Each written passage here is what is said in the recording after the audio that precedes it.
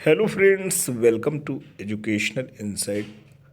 दोस्तों, अगर आप बेसिक शिक्षा परिषद के नियंत्रणाधीन उत्तर प्रदेश के किसी भी परिषदीय विद्यालय में बतौर शिक्षक शिक्षिका भाई बहन कार्य कर रहे हैं, अगर आप शिक्षा मित्र हैं, अनुदेशक हैं, सहायक शिक्षक हैं, प्रभारी शिक्षक हैं या पूर्णकालिक प्रधानाध्यापक या प्रधानाध्यापिका के पद पर अपने दायित्व एवं कर्तव्य का कुशलतापूर्वक निर्वहन कर रहे हैं, तो ये वीडियो, ये इन्फॉर्मेशन, ये लेटेस्ट अपडेट्स आपके लिए बहुत ही ज़्यादा इम्पॉर्टेंट और इन्फॉर्मेटिव होने जा रहा है।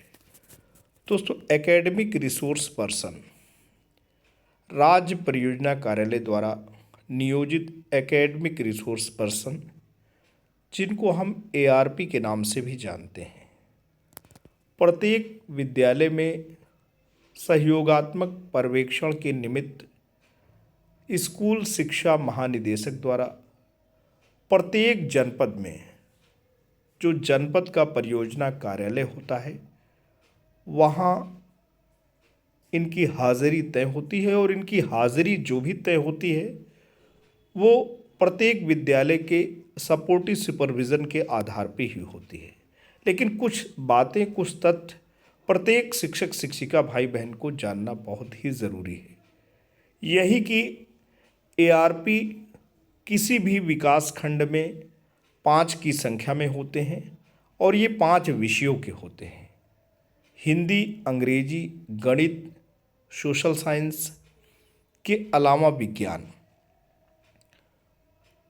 तो दोस्तों, 5 विषय के एकेडमिक रिसोर्स पर्सन होते हैं। उद्देश्य यही होता है कि अपने विषयों के विषय विशेषज्ञ के रूप में माहिर ये एकेडमिक रिसोर्स पर्सन जब विद्यालयों में विजिट करेंगे तो शिक्षक की क्षमता संवर्धन करेंगे, शिक्षक को पढ़ाने के नूतन तरीके से उन्हें अवगत कराएंगे, साथ ही साथ बच्चों की जो अधिगम क्षमता है उसको स्पॉट असेसमेंट करेंगे, और इनका किसी भी विद्यालय में ठहराव कम से कम 2 घंटे होना अनिवार्य है।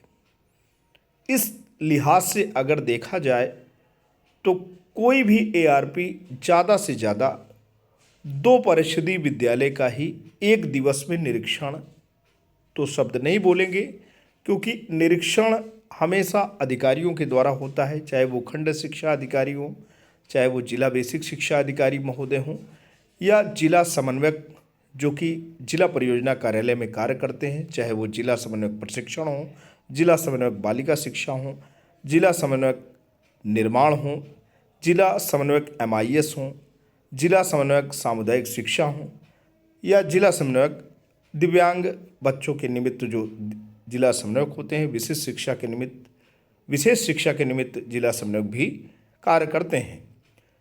तो कार्यालय जिला बेसिक शिक्षा अधिकारी के बैनर तले, उनके अम्ब्रेला के तले ये समस्त जिला समन्वयक कार्य करते हैं, और जिन्हें समय समय पे महानिदेशक स्कूल शिक्षा के द्वारा जिला बेसिक शिक्षा अधिकारी महोदय को निर्देशित किया जाता है कि समस्त जिला समन्वयक समस्त खंड शिक्षा अधिकारी के माध्यम से विद्यालयों का निरीक्षण कराया जाए। और दोस्तों, आप देखते हैं कि निरीक्षण हमेशा आधिकारिक जो भी होते हैं वो इन्हीं गणमान्य व्यक्तियों के माध्यम से होते हैं, जिनकी अभी हमने आपके साथ चर्चा किया। और एकेडमिक रिसोर्स पर्सन शिक्षकों की क्षमता संवर्धन के लिए हैं, उन्हें सहयोग प्रदान करने के लिए हैं, बच्चों के लर्निंग आउटकम को बढ़ाने के लिए हैं। अभी महानिदेशक स्कूल शिक्षा ने अक्टूबर माह में एकेडमिक रिसोर्स पर्सन ने स्कूलों का सहयोगात्मक पर्यवेक्षण किया। उसके पूरे प्रादेशिक आंकड़ों पर जब उन्होंने गौर फरमाया, उसका विश्लेषण किया, तो उन्हें बड़ी विसंगतियां सामने आई। उन्हें लगा कि एकेडमिक रिसोर्स पर्सन अपने दायित्व एवं कर्तव्यों का कुशलतापूर्वक निर्वहन नहीं कर रहे हैं। वो विद्यालय में 2 घंटे का समय नहीं गुजारते हैं, वो विद्यालय में जा कर के 5 बच्चों का स्पॉट असेसमेंट नहीं करते हैं, वो यूनिक स्कूल्स में नहीं जाते, वो एक ही स्कूल में बार बार जाते हैं। तो यूनिक स्कूल का मतलब है कि एक स्कूल अगर वो चले जाएं तो फिर नेक्स्ट टाइम उस स्कूल में उन्हें विज़िट नहीं करना है, क्योंकि बार बार उसी स्कूल में विजिट करेंगे तो डुप्लीकेसी होगी, डुप्लीकेट स्कूल के रूप में आएगा। पूरे प्रदेश में ऐसे आंकड़े प्रकाश में आए और महानिदेशक स्कूल शिक्षा ने बीएसए साहिबान को पत्र द्वारा निर्देशित किया है कि ऐसे जो एकेडमिक रिसोर्स पर्सन हैं उनसे स्पष्टीकरण लिया जाए और उन्हें अपनी कार्यशैली में परिवर्तन परिशोधन के लिए निर्देशित किया जाए, अन्यथा की स्थिति में आने वाले समय में इनके खिलाफ कार्रवाई भी विभागीय संस्थित की जा सकती है। आइए दोस्तों देखते हैं कि महानिदेशक स्कूल शिक्षा का वह पत्र जिसमें इस बात पे गौर फरमाया गया है। महानिदेशक स्कूल शिक्षा एवं राज्य परियोजना निदेशक कार्यालय समग्र शिक्षा विद्या भवन निषादगंज लखनऊ से ये पत्र निर्गत हुआ है। पत्र की विशेषता यही है कि इसमें दोनों ही अधिकारी को ये पत्र संदर्भित किया गया है। एक तरफ दोस्तों यहाँ पे अगर हम बात करें तो दो अधिकारी की अभी हम जो बात कर रहे थे, एक तो जिला बेसिक शिक्षा अधिकारी संबंधित जनपद उत्तर प्रदेश को है और दूसरा खंड शिक्षा अधिकारी संबंधित जनपद उत्तर प्रदेश को। क्योंकि ब्लॉक लेवल का जो एजुकेशन ऑफिसर होता है वो एक विकास खंड में जिला बेसिक शिक्षा अधिकारी का प्रतिरूप होता है, उसी का ही मिनी फॉर्म होता है और उसके विकास खंड में जो भी शैक्षिक गतिविधियां संचालित होती हैं वो भी अकाउंटेबल होता है। उसी के निर्देशन में एकेडमिक रिसोर्स पर्सन भी काम करते हैं, क्योंकि उसका निर्देशन बहुत ही ज़रूरी होता है। तो संबंधित खंड शिक्षा अधिकारी भी यहाँ जवाबदेह बनाए जा रहे हैं। विषय है एआरपी द्वारा सहयोगात्मक पर्यवेक्षण विजिट में खराब प्रदर्शन किए जाने के संबंध में। दोस्तों ये जो विषय है, ऐसे एकेडमिक रिसोर्स पर्सन की सूची प्रकाशित हुई है प्रदेश स्तर पे जिन्होंने अपने प्रदर्शन खराब किए हैं। अब खराब क्या किए हैं हम बात करेंगे। महोदय आप अवगत हैं कि प्राथमिक कक्षाओं में सार्वभौमिक मूलभूत साक्षरता और संख्या ज्ञान प्राप्त करने तथा कक्षा 3 तक सभी बच्चों में पढ़ने लिखने और संख्या ज्ञान में ग्रेड स्तर की अपेक्षित योग्यता प्राप्त करने के उद्देश्य से निपुण भारत मिशन के क्रियान्वयन हेतु दोस्तों शासनादेश दिया गया है। 23 दिसंबर 2021 का शासनादेश है और 27 जून 2022 का शासनादेश है। ये दो शासनादेश निर्गत किए गए जो कि निपुण भारत मिशन से संबंधित रहे, जिसके अंतर्गत विभिन्न गतिविधियां क्रियान्वित की जा रही हैं। उक्त के संबंध में माह अक्टूबर वर्ष 2023 में एआरपी द्वारा किए गए सहयोगात्मक पर्यवेक्षण विजिट के विश्लेषण से यह परिलक्षित हुआ कि संलग्न सूची के एआरपी द्वारा राज्य परियोजना कार्यालय के माध्यम से प्रदत्त निर्देशानुसार सहयोगात्मक पर्यवेक्षण नहीं किया गया है।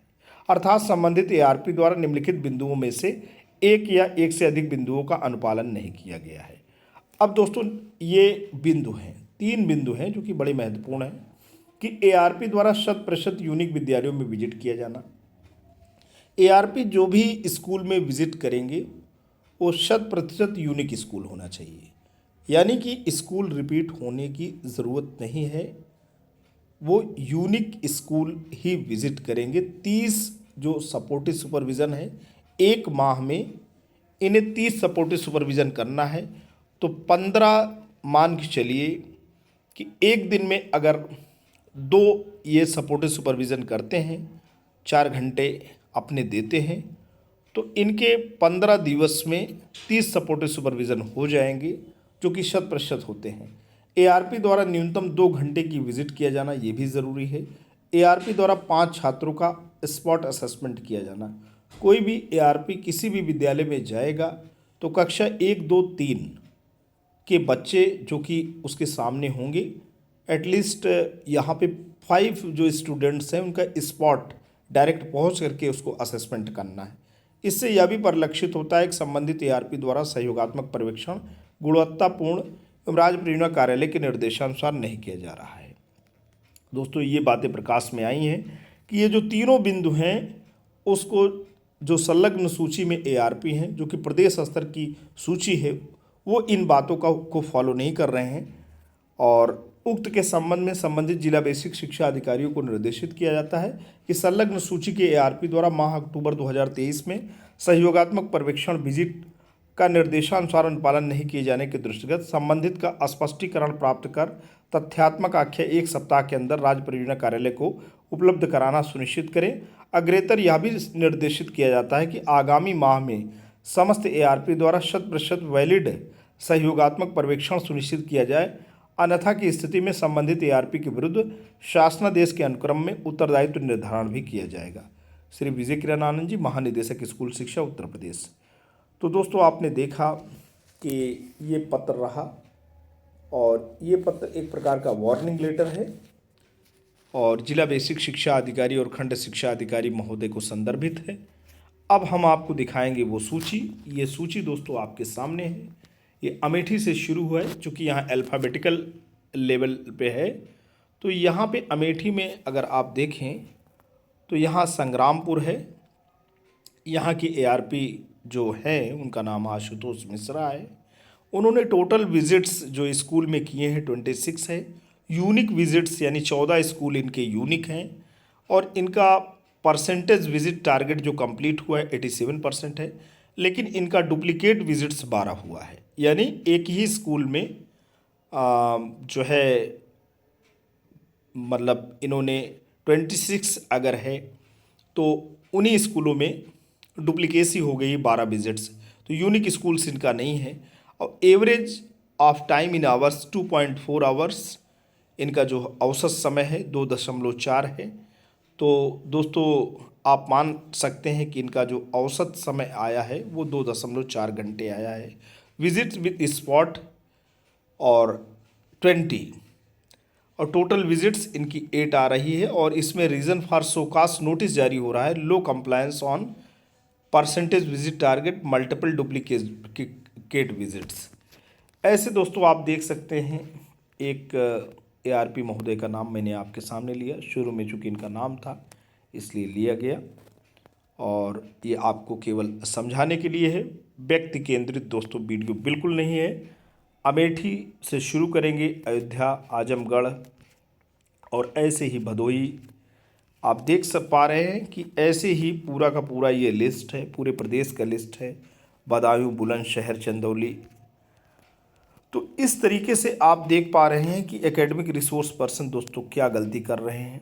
गाज़ीपुर, गोरखपुर, ये पूरे प्रदेश की लिस्ट है। महोबा, मुजफ्फरनगर, आप देख पा रहे हैं दोस्तों कि प्रतापगढ़ में भी 2 एकेडमिक रिसोर्स पर्सन है, एक नगर क्षेत्र, एक रामपुर संग्रामगढ़। फिर प्रयागराज, तो रायबरेली, रामपुर, सहारनपुर, सिद्धार्थनगर, सुल्तानपुर, वाराणसी। तो कुल मिलाकर के महानिदेशक स्कूल शिक्षा बिल्कुल गौर फरमा रहे हैं। किसी भी प्रकार की अगर गलती है तो पकड़ में आ रही है और एक बार वार्निंग इन्होंने दे रखा है। आगे अगर गलती करते हैं तो बीएसए और खंड शिक्षा अधिकारी महोदय इनके खिलाफ कार्रवाई के लिए बाध्य होंगे। आज के लिए इतना ही। Thanks for watching and listening. This is Ajay Prakash Dubey signing of.